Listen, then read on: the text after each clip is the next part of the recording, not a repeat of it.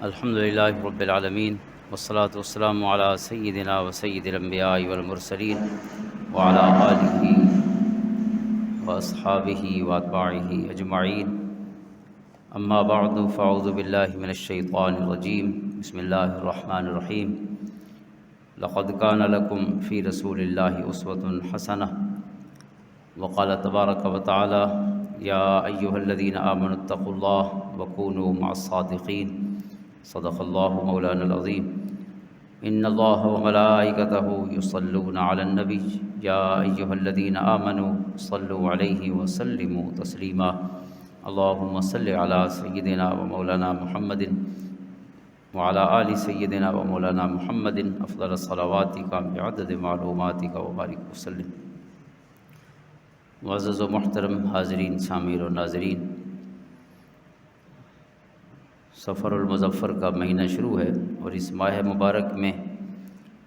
تاریخ اسلام کی جن عظیم ہستیوں کے ایام وفات جڑے ہیں ان میں سے بر صغیر پاک و ہند کی ایک عظیم ہستی حضرت شیخ احمد سرہندی رحمۃ اللہ تعالیٰ علیہ، جنہیں مجدد الف ثانی کہا جاتا ہے۔ آپ کی ذات گرامی ہے، 28 سفر المظفر آپ کا وصال ہے، تقریباً 63 سال آپ کی عمر ہوئی، 971 ہجری پیدائش ہے اور 1034 ہجری آپ کی وفات ہے۔ اور جو مغل شہنشاہ آپ کے اہم اثر تھے وہ شہنشاہ اکبر ہے اور دوسرا اس کا بیٹا جہانگیر ہے۔ حضرت مجدد، ان کی شہرت ہی لفظ مجدد سے ہے۔ مجدد کا معنی تجدید کرنے والا۔ اسلام اور ہمارے مذہب میں موجود جو شکوک و شبہات ہیں باطل کی طرف سے، مختلف طالع ازما لوگوں کی طرف سے، تو ان کی اصلاح کر کے حقیقی اسلامی تعلیمات کو لوگوں کے سامنے پیش کرنے والے۔ حدیث پاک ہے، حضور علیہ الصلوۃ والسلام کا ارشاد ہے، ان اللہ یبعث لہذہ الامۃ علی رأس کل مئۃ سنۃ من یجدد لہا دینہا، کہ بے شک اللہ تعالیٰ ہر صدی میں، یعنی جو چاند کے لحاظ سے صدیاں ہیں، تو حضور نے ہر صدی کے لیے فرمایا ہے کہ ہر صدی میں اللہ تعالیٰ ایسے لوگ بھیجتا رہے گا، ایسے افراد بھیجتا رہے گا کہ جو دین کی تجدید کریں گے، یعنی دین کو اس کے حقیقی رنگ میں، جو اللہ رب العزت اور اس کے رسول صلی اللہ علیہ وسلم کا اصل دین ہے، تو اس کو لوگوں کے سامنے پیش کریں گے۔ کیونکہ ہر دور میں کبھی تعویلات کے ذریعے، غلط تعویلات کے ذریعے، کبھی کسی اور طریقے سے لوگوں نے قرآن کریم کی آیات کے جو مفاہیم ہیں وہ اپنی مرضی اور رائے کے مطابق کرنے کی کوشش کی، اور حضور صلی اللہ علیہ وسلم کی جو احادیث ہیں کبھی ان کو ان کے اصل مفہوم سے ہٹا کر اپنی مرضی اور اپنی ہوائے نفس کے مطابق مفہوم دینے کی کوشش کی۔ تو یہ 14 صدیاں یا 15 صدیاں جو جتنا عرصہ ہو چکا ہے، تو یہ سلسلہ ہوتا رہا ہے، اس طرح جو معاملات ہیں یہ چلتے رہے ہیں۔ تو حضرت مجدد، جن کا نام یعنی شہرت ہی آپ کے اصلی نام سے زیادہ آپ کے اس صفاتی نام یا آپ کی جو کارکردگی تھی اس وقت، اس کی وجہ سے مجدد کے نام سے ہے۔ تو اس کی وجہ کیا ہے کہ آپ کو ان 14 صدیوں میں اتنی شہرت کیوں ملی ہے؟ مجدد الف ثانی آپ کے لیے یہ بھی ایک بڑا منفرد اور ممتاز لقب ہے۔ الف ثانی، الف ہزار کو کہتے ہیں اور ثانی دوسرا ہزاریہ، یعنی گویا آپ ایک صدی کے مجدد نہیں ہیں، آپ 1000 سال کے لیے آپ نے تجدید کا کام کیا ہے۔ تو آپ کے کام کا یہ جو حجم ہے، یہ میگنیٹیوڈ ہے، یہ اتنا زیادہ کیوں ہے کہ آپ کے لیے یہ لقب، حالانکہ 14 صدیوں میں مجددین کی تو ایک لمبی فہرست ہے، مختلف علاقوں میں مختلف زبان بولنے اور سمجھنے والوں میں مجدد تشریف لاتے رہے ہیں۔ مختلف فیلڈز کے الگ الگ ماہرین انہوں نے اس متعلقہ شعبے میں اصلاحات کا کام کیا ہے، بہت سے مصلحین آئے، لیکن صرف مجدد تو ہیں، کسی 1000 سال کے لیے مجدد کا لقب اور کسی کو نہیں دیا گیا۔ اس کی وجہ یہ ہے کہ حضرت شیخ احمد سرہندی رحمۃ اللہ تعالیٰ علیہ کے کام کا جو حجم ہے، جو میگنیٹیوڈ ہے، وہ اتنی زیادہ ہے کہ آپ کے لیے یہ لقب صرف بر صغیر والوں نے نہیں بلکہ مسلمانوں نے پسند کیا ہے۔ اور اس کی وجہ یہ ہے کہ اکبر کا جو دور تھا، شہنشاہ اکبر بہت مشہور حکمران ہے مغل بادشاہوں میں ہندوستان کا، اور ہندوستان بھی اس وقت بہت بڑا ملک تھا، گویا 1/3 جو مسلم آبادی تھی، 1/3 حصہ وہ تقریباً اس حصے میں تھی، یعنی جو اس وقت کا ہندوستان تھا، جس میں آج کا پاکستان اور ہندوستان اور بنگلہ دیش اور بہت بڑا حصہ افغانستان کا، ایران کا بھی کچھ حصہ، کچھ سینٹرل ایشین اسٹیٹس کے حصے، یعنی اتنا بڑا ملک تھا۔ اور اس ملک کا بادشاہ شہنشاہ اکبر بہت ہی بڑا حکمران، اس کی طاقت اور قوت اور زور اور دبدبہ اور جاہ و حشم اور ساری چیزیں، اور پھر ظاہر اتنی بڑی ریاست کے جو مالی حالات ہیں وہ بھی بہت اچھے تھے۔ تو اس نے وہ متاثر ہوا اپنے دربار کے 2 لوگوں سے، وہ خود تو ان پڑھ تھا، وہ پڑھا لکھا نہیں تھا، لیکن ابو الفضل اور فیضی ملا مبارک ناگوری کے 2 بیٹے تھے، اور دونوں بڑے جینیس تھے، لیکن ایول جینیس تھے، بڑے ذہین لوگ تھے۔ انہوں نے ایک تحریک تھی جس کو نکتوی تحریک کہتے ہیں، ایران کی نکتوی تحریک یہ تھی کہ ہر نبی اور رسول جو ہے وہ محدود زمانے کے لیے آیا ہے اور آتا ہے، اور محدود علاقے کے لیے آتا ہے، اور چونکہ حضور علیہ الصلوۃ والسلام کی نبوت اور رسالت وہ عمومی تھی اور قیامت تک کے لیے تھی، تو اس کو ختم کرنے کے لیے تحریک چلی کہ اس رسالت کا بھی خاتمہ ہونا چاہیے، نعوذ باللہ۔ تو انہوں نے یہ نظریہ پیش کیا کہ نبی اور رسول جو ہے وہ زیادہ سے زیادہ 1000 سال کے لیے ہوتا ہے، اس کے بعد نبوت اور رسالت لیپس ہو جاتی ہے، ختم ہو جاتی ہے، پھر نئے دین کی ضرورت ہوتی ہے اور نئے نبی کی ضرورت ہوتی ہے۔ یہ تحریک چلی، اور اس وقت چونکہ 1000 سال مکمل ہو رہے تھے حضور علیہ الصلوۃ والسلام کی اس دنیا میں تشریف آوری کو، 971 ہجری حضرت مجدد الف ثانی کی پیدائش ہے، 1034 آپ کی وفات ہے، تو گویا یہ 1000 سال مکمل ہو رہا تھا اور نیا ہزاریہ شروع ہو رہا تھا، نیا 1000 سال، سیکنڈ ملینیم، دوسرا ہزاریہ شروع ہو رہا تھا۔ تو انہوں نے یہ نظریہ پیش کیا، اور اس نظریے کی وجہ سے ان 2 لوگوں نے قائل کیا شہنشاہ اکبر کو، اور اکبر چونکہ اتنی بڑی ریاست اور اس کے پاس وسائل تھے اور اس کے پاس طاقت تھی، قوت تھی، اور پورا ایک ظاہر بادشاہ جو ہے وہ تو ہر چیز کا مالک ہوتا ہے، تو وہ جب متاثر ہوا تو اس نے ان کے کہنے پر باقاعدہ ایک نیا آئین لکھا جس کو محضر نامہ کہا جاتا ہے، کہ یہ جو اب نعوذ باللہ نبوت و رسالت ختم ہو رہی ہے حضور علیہ الصلوۃ والسلام کی، تو ہم ایک نیا دین بناتے ہیں، اور وہ دین جو ہے وہ تمام دینوں کی جو باتیں آسان ہیں وہ اس میں ڈال دیتے ہیں، مذہب چاہے وہ اسلام کی باتیں ہوں جو ان کے خیال میں یہ آسان ہیں، یا ہندو مت کی باتیں، یا سکھوں کی، یا عیسائی اور دیگر مذاہب کے لوگ ہندوستان میں موجود تھے، تو ان سب مذاہب کی کچھ باتیں اکٹھی کر کے دین الہی کے نام سے نیا دین ترتیب دیا گیا، اور اس کا محضر نامہ پورا آئین لکھا گیا، اور اس آئین میں اس مذہب کی تمام جو تفاصیل ہیں وہ اس میں درج کی گئی، اور اس کے جو یعنی ایک نیا مذہب، اس کے ساتھ بھی لوگوں کو دعوت کا کام شروع کیا جائے، اور بر صغیر میں رہنے والوں کو اس نئے مذہب جو ہے اس کی طرف راغب کیا جائے۔ اب یہ اتنا بڑا خطرہ تھا، چونکہ بادشاہ جو ہے اس کے پیچھے براہ راست خود موجود تھا، تو اتنی بڑی سلطنت اور پھر بادشاہ اور اس کا پیسہ، اس کے وسائل، یہ ساری چیزیں، اور دین اسلام کو ختم کرنے کے لیے، بلکہ یہاں موجود ہر دین کو ختم کر کے ایک نیا دین متعارف کرانے کے لیے جب شروع ہو گئی، تو اس وقت اب اتنے بڑے خطرے کا مقابلہ کرنا جو ہے وہ ایک فرد تو کیا، بہت سے افراد مل کر بھی ان کے لیے کوئی آسان نہیں تھا اتنے بڑے خطرے کا مقابلہ کرنا۔ لیکن حضور علیہ الصلوۃ والسلام کا ارشاد ہے کہ اللہ تعالیٰ ہر صدی میں ایک ایسا اپنا بندہ بھیجے گا کہ جو دین پر کبھی گرد و غبار نہیں آنے دے گا، دین کے جو اصل احکام ہیں، جو اصل شکل اور صورت ہے، وہ اسے دنیا کے سامنے پیش کرتا رہے گا۔ ایسا اللہ کا پیارا بندہ ہر صدی میں آئے گا، ایک بھی آ سکتا ہے، ایک سے زیادہ بھی آ سکتے ہیں، لفظ من میں عموم ہے، من یجدد لہا دینہا۔ تو لہٰذا اللہ تعالیٰ نے خود گویا ایک اپنے فیصلے سے ایک فرد بھیجا، اور اس فرد کا نام ہے شیخ احمد سرہندی۔ احمد آپ کا نام ہے، عبد الاحد آپ کے والد محترم تھے، احمد بن عبد الاحد رحمہم اللہ تعالیٰ،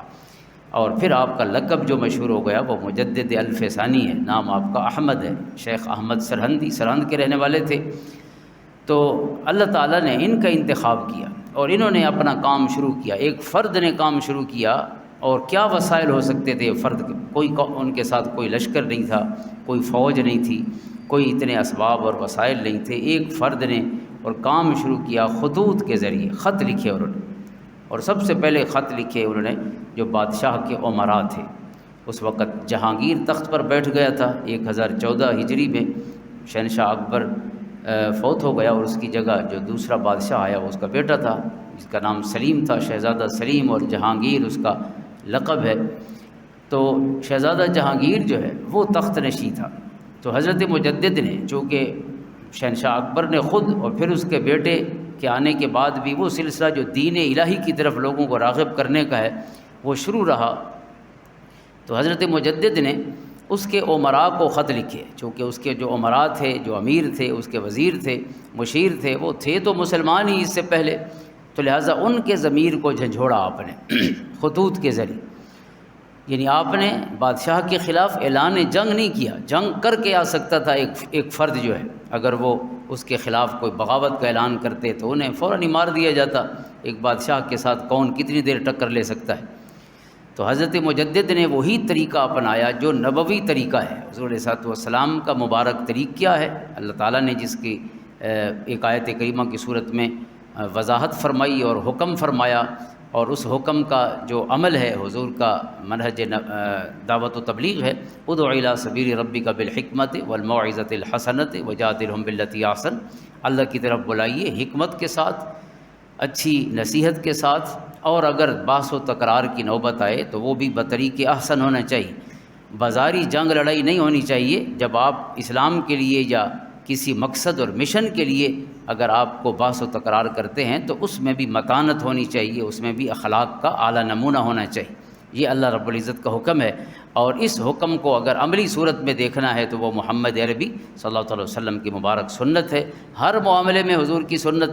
ہمارے لیے واجب العمل ہے۔ لقد کان لکم فی رسول اللہ اسوۃ حسنہ، قرآن کریم کا ارشاد ہے۔ لہٰذا جب تبلیغ سنت ہے تو طریقہ تبلیغ بھی تو سنت ہے۔ تبلیغ کا بھی تو حضور نے صرف تبلیغ نہیں فرمائی، اور قرآن نے صرف تبلیغ کا حکم نہیں فرمایا، تبلیغ کا طریقہ بھی تعلیم فرمایا کہ کس طریقے سے تبلیغ کرنی۔ ڈنڈا اٹھا کر تبلیغ کا کوئی تصور اسلام میں نہیں ہے۔ تو اسلام تبلیغ کے لیے یا اسلام کے لیے یا مذہب کے لیے جو مبارک طریق ہے وہ یا خطبہ ہے دعوت کا، یا وہ خطوط ہیں جو حضور علیہ السلام نے لکھے، یا وہ آپ کی بہترین نصیحت ہے جو مکالمات کی صورت میں احادیث کے نام سے ہمارے پاس محفوظ ہے۔ تو حضرت مجدد نے ان نبوی جو انداز ہیں ان میں سے طریقہ مکاتیب اپنایا۔ حضور علیہ السلام کی سنت ہے کہ آپ نے جو دور کے لوگ تھے حضور نے انہیں خط لکھ کر اسلام کی دعوت دی۔ جو بادشاہوں کے نام حضور نے خط لکھے ہیں 7 اور 8 نبوی میں،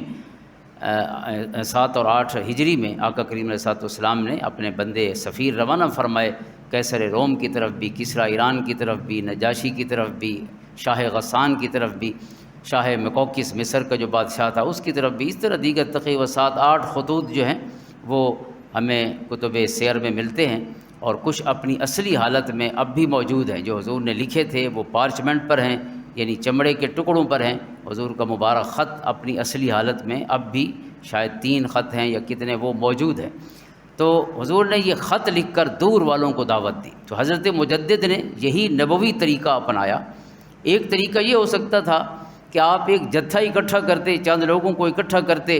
اور انہیں اسلحے کی ٹریننگ دیتے اور بادشاہ کے خلاف عملی طور پر میدان میں آ جاتے۔ یہ وہ طریقہ تھا کہ جس میں کامیابی کے چانسز بڑے کم تھے۔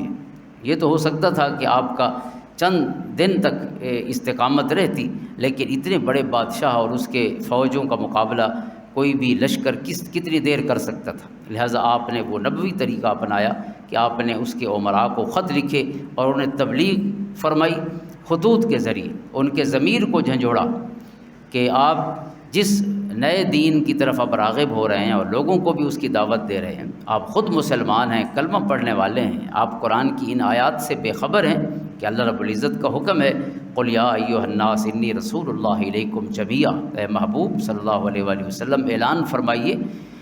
کہ اے انسانیت، قیامت تک آنے والے جتنے انسان ہیں سب کو خطاب ہے کہ میں تم سب کی طرف اللہ کا رسول بن کے تشریف لایا ہوں۔ وَمَا أَرْسَلْنَاكَ إِلَّا كَافَّةً لِلنَّاسِ بَشِيرًا وَنَذِيرًا، کہ بے شک ہم نے آپ کو تمام انسانیت کے لیے بشیر و نذیر بنایا۔ ما کان محمد ابا احد من رجالکم ولکن رسول اللہ وخاتم النبیین، حضور علیہ السلام کے لیے قرآن کا مبارک لقب خاتم النبیین، کہ حضور کے بعد اور کوئی نبی اور رسول نہیں آئے گا۔ 200 کے قریب مقررات ملا کر حضور کی حدیثیں ہیں کہ جن میں حضور نے اپنے خاتم النبیین ہونے کا، اپنی نبوت و رسالت کے آخری نبوت و رسالت ہونے کا اعلان فرمایا ہے، وضاحت فرمائی ہے۔ قرآن کریم کی کئی دیگر آیات بھی اس موضوع پر ہیں۔ تو حضرت مجدد نے انہیں قائل کیا، اس کے امراء کو قائل کیا۔ اب جب آپ نے براہ راست امراء کو خطوط لکھے تو اس کا ایک اور ریورس ایفیکٹ بھی ہوا کہ آپ کے خلاف یہ پروپیگنڈا شروع کیا لوگوں نے کہ حضرت مجدد حکومت پر قبضہ کرنا چاہتے ہیں۔ لہذا جہانگیر نے جب اسے پتہ چلا چونکہ کوئی بھی بادشاہ ہو تو اس کا سب سے پہلا فوکس جو ہے اپنی حکومت کو قائم رکھنا ہوتا ہے، چاہے اس کے لیے کچھ بھی کرنا پڑے، اور جب اس کو اپنی حکومت کا خطرہ کہیں سے بھی نظر آئے تو وہ سب سے پہلے اس لوپ ہول کو بند کرتا ہے جہاں سے اس کے لیے کوئی خطرہ پیدا ہو سکتا ہو۔ لہٰذا جہانگیر نے آپ کو قید کر دیا، گوالیار کے قلعے میں آپ 1028 اور 1029 2 سال جو ہے تقریباً آپ وہاں قید رہے حضرت مجدد افسانی۔ اور دیکھنا وہ یہ چاہتا تھا، چونکہ اس کی جو زیادہ دلچسپی تھی وہ دین کی طرف نہیں تھی جو دین اس کے باپ نے پیدا کیا تھا، اس کا اصل خطرہ اور دلچسپی اپنی حکومت کے استقامت کے لیے تھی کہ کہیں واقعی حضرت مجدد آپ جو خطوط لکھ رہے ہیں میرے امراء کو یا وزراء کو اور مشیروں کو، تو کہیں میری حکومت گرانا تو نہیں چاہتے۔ تو جب اس نے 2 سال آپ کو قلعے میں رکھا تو آپ پر اس کی ایجنسیاں جو ہیں وہ رپورٹنگ بھی کرتی رہیں اور آپ کے مزاج کو، آپ کی طبیعت کو، آپ کی جو ترجیحات تھیں ان کو جاننے کی کوشش کرتی رہیں۔ تو انہوں نے یہ رپورٹ دی کہ حضرت مجدد آپ کی حکومت پر قبضہ نہیں کرنا چاہتے، ان کا مقصد صرف دین کی اصلاح ہے اور دین کی تجدید ہے، وہ اصل دین اور نبوت و رسالت محمدی علی صاحب حضرات والسلام پر ہی پہرا دینے کی وہ کوشش فرما رہے ہیں، باقی ان کا آپ کی حکومت سے کوئی تعلق نہیں اور نہ ہی وہ کوئی سیاسی عزائم رکھتے۔ تو جب اس کو یہ پتہ چلا تو پھر اس نے آپ کو رہا کر دیا اور آپ کو رسائی بھی دی، آپ کی عزت احترام بھی کی اپنے دربار میں، اور پھر بہت عرصہ جو ہے اپنے لوگوں کی اصلاح کے لیے اور تبلیغ کے لیے بھی آپ کو اپنے ساتھ اٹیچ رکھا حضرت مجدد الافسانی کو شہزادہ جہانگیر نے۔ تو حضرت مجدد جو ہے آپ کی جو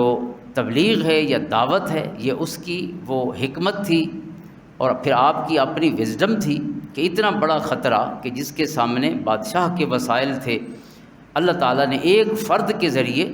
اس خطرے کو ختم کر دیا، اور حضور علیہ الصلوۃ والسلام کی نبوت اور رسالت کی جو حقیقی روح ہے، آقا کریم علیہ الصلوۃ والسلام کی نبوت اور رسالت کی، وہ لوگوں کے سامنے نہ صرف ظاہر ہوئی بلکہ خود اس کے جو مصاحبین تھے بادشاہ کے اور بادشاہ خود،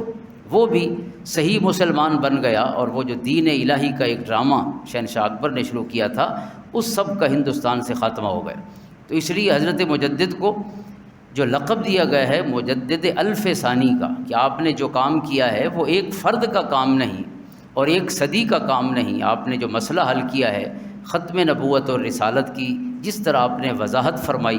اور اپنے خطوط کے ذریعے، مکاتیب کے ذریعے، جو مکتوبات امام ربانی رحمہ اللہ تعالیٰ کے نام سے مشہور ہیں، 3 دفاتر میں چھپے ہوئے ہیں، تو ان میں سے اکثر خطوط جو ہیں وہ ان امراء کو لکھے گئے۔ تو آپ نے ان میں جو اسلام کی اصل روح تھی خصوصاً نبوت اور رسالت کے باب میں اس کی وضاحت فرمائی۔ تو آپ نے یہ جو کام کیا ہے اس سے 1 صدی کا مسئلہ حل نہیں ہوا، مسلمانوں کے عقائد کے باب میں گویا 1000 سال کے لیے یہ مسئلہ حل ہو گئے، بلکہ 1000 سال بھی نہیں، ہمیشہ کے لیے آپ نے اس مسئلے کو حل کر دیا۔ تو اس لیے آپ کا یہ لقب مجدد الف ثانی، اس ہزاریے کے second millennium of Islamic history, اسلامی تاریخ کا جو سیکنڈ ملینیم شروع ہوا، دوسرا ہزاریہ، تو اس پورے ہزاریے کا آپ کو مجدد قرار دیا گیا ہے۔ حضرت مجدد الف ثانی کی اگر تبلیغ کو اور تعلیمات کو بیان کیا جائے تو وہ آپ کا ایک مکتوب ہے جس میں صرف 3 لفظ ہی آپ کے پورے میسج جو ہے اوورال تصوف کے باب میں اور تبلیغ کے باب میں اس کی وضاحت کرتے ہیں کہ شریعت را سہ جزس علم و عمل و اخلاص تائن سہ متحقق نشون شریعت متحقق نشون۔ آپ فرماتے ہیں کہ شریعت کے 3 جز ہیں، ایک علم ہے، ایک عمل ہے اور ایک اخلاص ہے۔ علم یہ ہے کہ آپ کے پاس، ہم زیادہ پیمانے پر نہیں رہتے، صرف نماز کو دیکھ لیں، آپ کو نماز کے فرائض اور طریقہ پتہ ہوگا تو پھر ہی نماز پڑھیں گے۔ اگلا سٹیپ یہ ہے کہ آپ کے علم کے بعد عمل بھی ہو، پوری زندگی نماز کے فرض یاد کرتا رہے، کوئی شخص کبھی پڑھے نہیں تو ظاہر ہے وہ سبق دوش نہیں ہوگا اپنے فریضے سے۔ تو دوسرا جو سٹیپ ہے وہ عمل ہے، اور تیسرا سٹیپ ہے اخلاص، کہ جب آپ یہ اس عمل کی طرف آتے ہیں تو اس عمل کا مقصد جو ہے وہ کوئی اور نہ ہو، لوگوں کو دکھانا نہ ہو، بلکہ صرف اللہ کی رضا مطلوب ہو۔ تو آپ نے گویا 3 لفظوں میں پورے اسلام کا خلاصہ بیان کر دیا، علم، عمل اور اخلاص۔ اور آپ کے تمام مکاتیب جو ہیں، علم کی وضاحت ہے، عمل کی وضاحت ہے اور اخلاص کی وضاحت ہے۔ اور اخلاص کے باب میں آپ یہ فرماتے ہیں کہ علم اور عمل تو انسان کتابوں سے لے سکتا ہے، عمل لوگوں سے لے سکتا ہے، لیکن اخلاص کی دولت جو ہے وہ اللہ کے پیارے بندوں سے، جس کے لیے یہ مرید اور مرشد کا تعلق ہوتا ہے۔ وہ مرشد خدا نہیں ہوتا، وہ استاذ ہوتا ہے، انسان کی دل کی صفائی کے جو طریقے ہیں وہ انہیں سکھاتا ہے کہ ہر عمل کے پیچھے جو جذبہ کار فرما ہو وہ صرف اللہ کی رضا ہو۔ اللہ تعالیٰ آپ کے درجات بلند فرمائے اور ہمیں علم، عمل، اخلاص کے باب میں جو تعلیمات اسلامی ہیں ان پر عمل کی توفیق عطا فرمائے۔ اللہم صلی علی محمد وعلی آل محمد۔